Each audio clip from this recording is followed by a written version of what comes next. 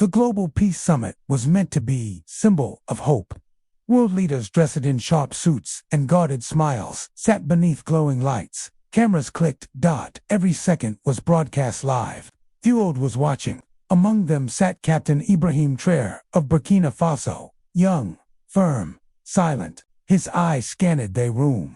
At the center of it all sat Donald Trump, invited as a leader of influence. The organizers said his experience would bring value. Instead, he brought tension. Trump leaned toward the mic, his voice lewd and proud. Africa, he said, needs to toughen up. There's too much weakness, too much dependency. Strong leadership is lacking. Gasps rippled through the hall. Some leaders shifted in their seats. A South African delegate lowered her eyes. The Kenyan president clenched his jaw. Traoré didn't move. The room grew colder. Then, like a blade slicing silence, Trump added, until African leaders stop begging and start leading, there will be no peace. The camera zoomed in on Traoré.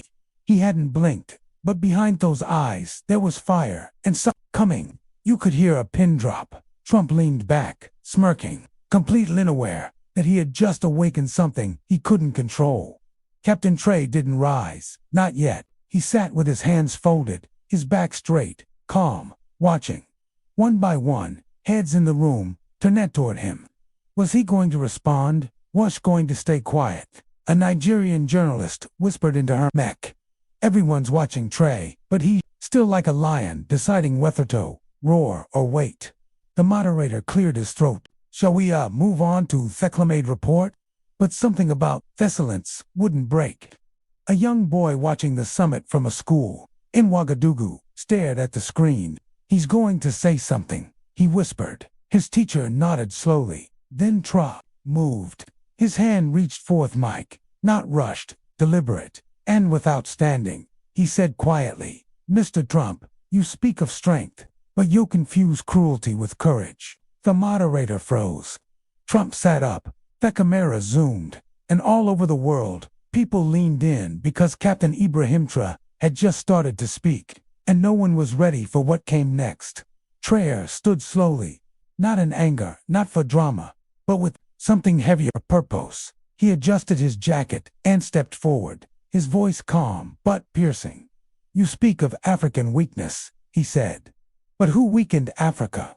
He looked around the room, locking eyes with world leaders, who drew lines through Ireland without asking us, who took our gold, our children, our futures, and called it progress. Trump shifted, visibly uncomfortable. Traoré's voice remained steady. We're not weak. We are healing. And healing is not weakness. It's power in progress. A woman in the audience wiped her eye. A Ghanaian delegate whispered, he's not speaking to Trump. He's speaking to history. Traoré looked at Trump again. Strength is not loud. It is not in the insult. It is not in the camera flash. Strength is being wounded and choosing not to wound others back. He turned slightly, facing the delegates. You want peace. Stop blaming wounded for the war. There was no applause. Not yet. Just silence. Heavy, sacred. Then Traoré stepped away from themic and began to walk. The room didn't just freeze.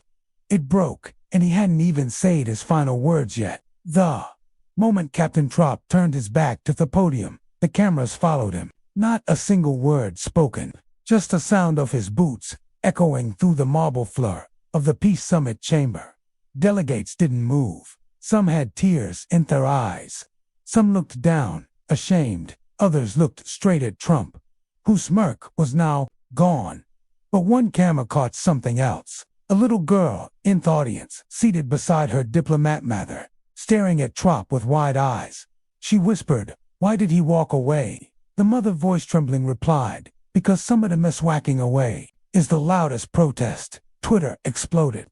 Live stream comments lit up. Traoré's silence just spoke louder than Trump's whole speech. This man just shook the world without shouting. But inside the summit hall, one persona wasn't done. Trump. He leaned toward themic again. You see that? That's what Iman. They don't stay to face the conversation.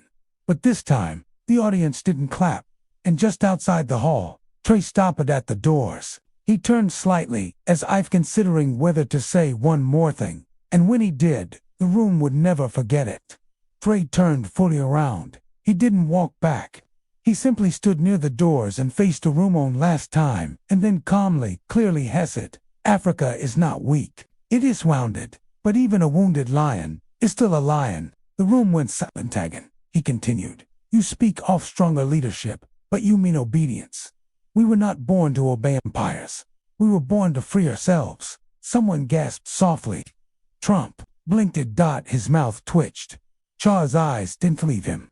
"We bury our dead in the same soil where you dug for gold. We still carry the weight of treaties. We didn't write debts. We didn't create wars. We didn't start." Then he paused and finally said, "We will lead, but not in your image." He nodded once, then turned and walked out. No one followed. No one spoke. Only a single sound filled the air. The sudden uncontrollable sobbing off. An older African delegate, a man who had survived colonization, coups, and his shoulders shook as he wept into his hands. Outside, Trop stood beneath the summit's flagpole. The sun hit his face, and still he said nothing more. Within 5 minutes, Ter's final words had over 10 million views online. Within an hour, hashtags like Trey, Truth and Wounded Lion trended in 30 countries, but it wasn't the words alone. It was the look in his eyes, the silence, the calm thunder. Inside a living room in Nairobi, Amatha held her teenage son's hand. "Watch this," she whispered, rewinding the clip. "Listen again. In Paris, a former African diplomat retired in Shamat weeded. I stayed silent for 30 years. Tonight, Traoré said what I never had the courage to. In Burkina Faso, a group of students organized a candlelight vigil. Not for the dead, but for the dignity reborn." But inside the peace summit, Donald Trump stood awkwardly. No one clapped for him. No one spoke to him. The moderator whispered into the mic, "Let's take a short break." But the room didn't move. They were still frozen because they just witnessed wasn't as peech. It was a moment that changed something inside them. A weight, a wound, a memorial pond, and outside, as reporters rushed toward Tro for a statement, he simply looked up at the summit's banner and said, "Leave the story, write the rest."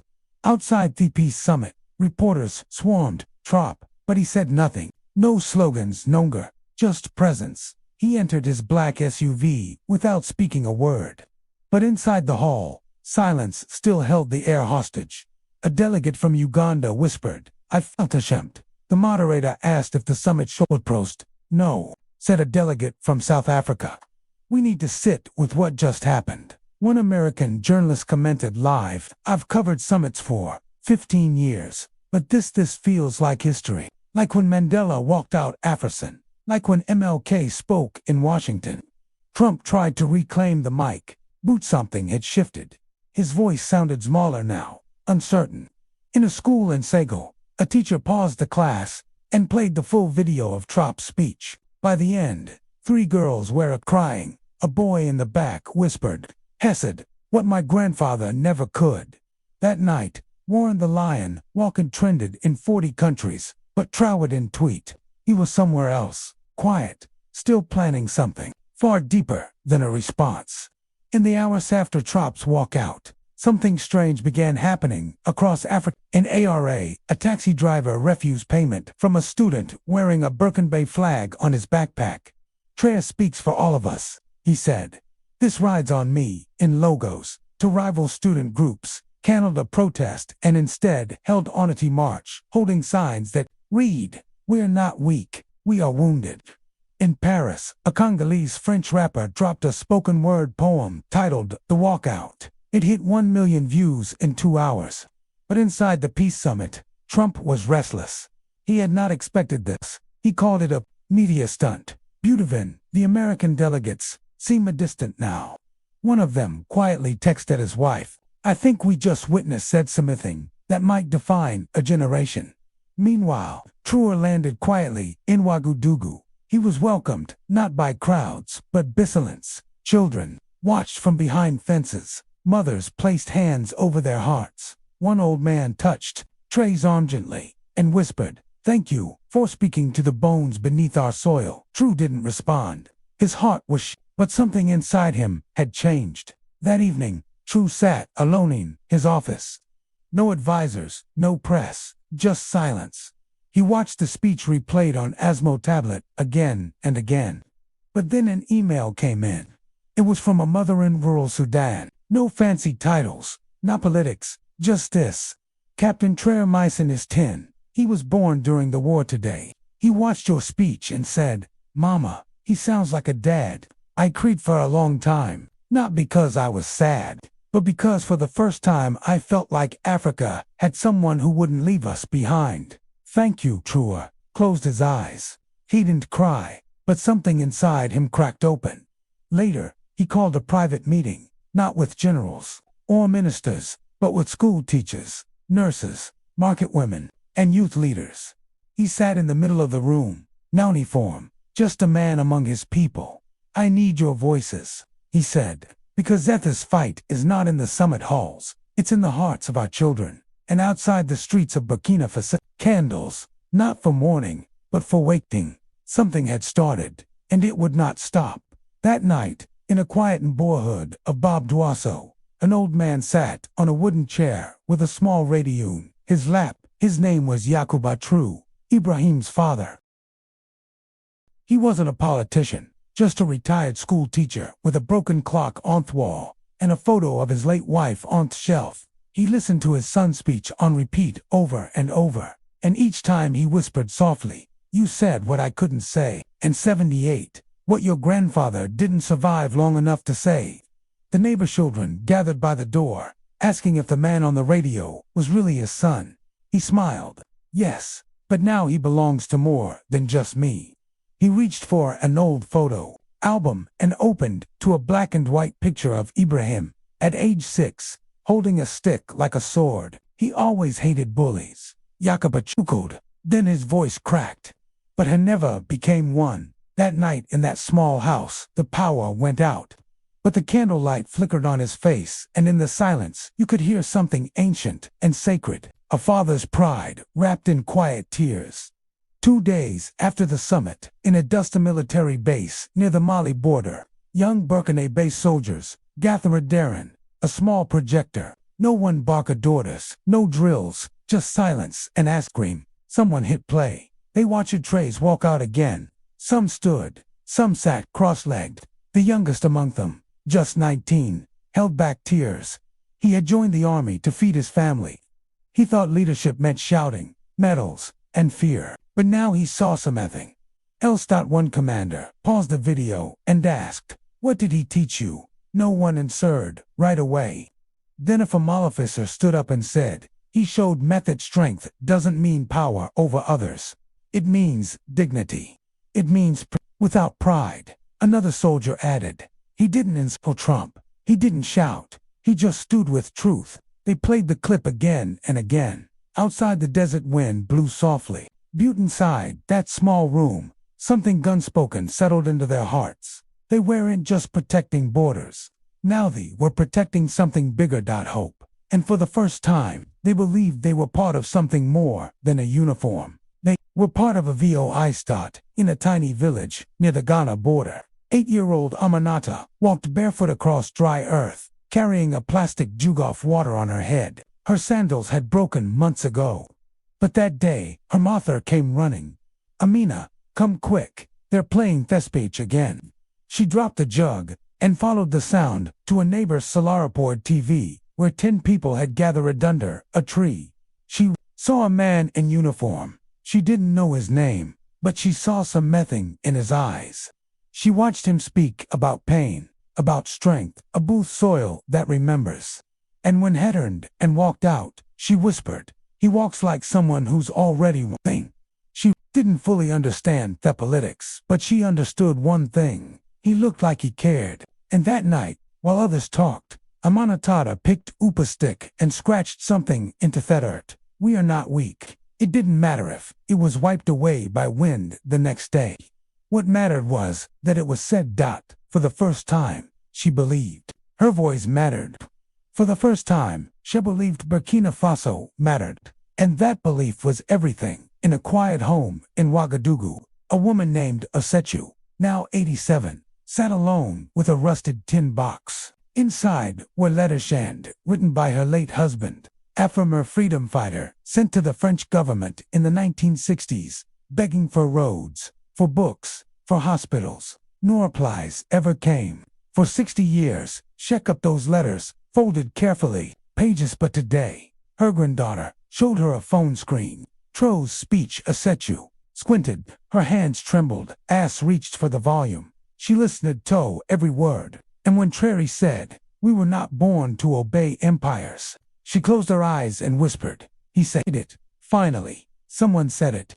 She reached into the box, pulled out the letters, and slowly fed them to a small fire. Not out of anger, but release. The letters had never been answered, but the truth in them had finally been spoken. Tears rolled down her cheeks. Her granddaughter asked, "Are you sad, Nini?" She shook her head. "No, child. I'm free." In a crowded apartment in Brooklyn, New York, 22-year-old Malik, born to Burkina Faso immigrants, sat with his American girlfriend watching the viral video. He had never been to Africa. He didn't speak fluent Moor or French, but when Tro said, "Even a wounded lion is still a lion," something inside Malik cracked open. "I've never felt this connected to home before," he said. His girlfriend held his hand. "You should owe your dad." Malik hadn't spoken to his father in 3 years after a brutal argument where Malik had said, "I don't care about Africa." But now, he opened his phone, typed a message, "Papa, I watched the video. You were right. I didn't understand before. I do now. I'm sorry." His father replied within seconds.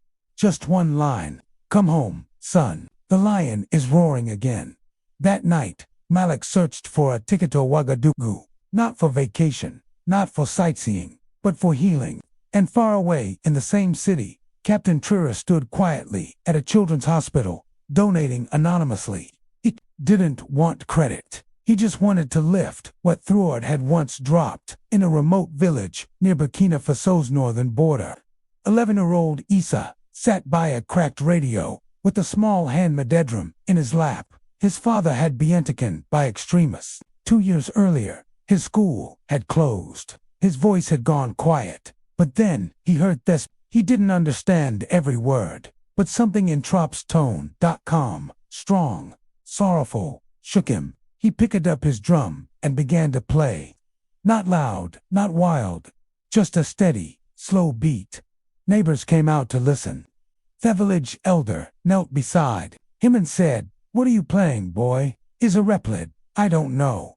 It's what I feel when I hear him speak. It beats." Other children joined, then mothers, then elders. They didn't call it a protest. They called it a prayer.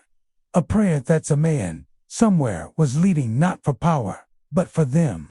In Ouagadougou, Captain Traoré received a short video off the drum circle. He watched in silence. Then he whispered, "Let them beat their drums. I will carry their echo into every hall I walk into." Anti-Miente, inside the archives of an old university in Ghana, a student named Koyo found something unusual. A dust letter dated 1982. It was written by a West African president to then U.S. President Ronald Reagan. The letter pleaded for fair trade policies and respect for Africa's sovereignty. It was never answered. Kojo scanned it, printed a copy, and posted it online with one caption: "They never listened. But today, someone made them hear." The letter went viral overnight, shared alongside Traoré's speech. Meanwhile, in Burkina Faso, Traoré sat quietly with a group of school children. One asked, "Captain, are you angry?" Traoré looked at the child gently and said, "No, I'm not angry. I'm just tired of seeing you carry the weight of Ursulance." He stood, looked out the window, and added, "But I promise you thought, weight ends with us." In the background, the school bell rang, but no one moved, because in that moment, the children felt something rare, protected, seen, and maybe, just maybe, free. 3 weeks after the peace summit, something strange happened across dozens of South African embassies in Europe, Asia, and America. People began leaving outside the gates, not for the dead, but for the living, for dignity, for truth. In Berlin, A former German diplomatist, a small card beneath a Burkina Bay flag. It read, "I worked in your country in 1994. I saw things I cannot forget. I see now finally, Africa is hinting." That same day, a documentary released a film simply titled The Walkout. It ended with a slow zoom on Traoré's face as he stood at the summit podium, eyes fierce, voice steady. In the final scene, a quote from Frantz Fanon appeared. "Each generation must out of relative obscurity discover its mission, fulfill it, or betray it." The screen faded to black, and then just silence. In living rooms, in classrooms, in refugee camps, and city cafes, people wept, because this was more than amendment. It was a mirror, and in that mirror, they finally saw themselves not broken, not begging, but rising. Back in Burkina Faso, under a clear sky, Traoré stood before a quiet crowd in Aero Village. No press, no podium, just people. He bent down to greet a barefoot child and handed him a book.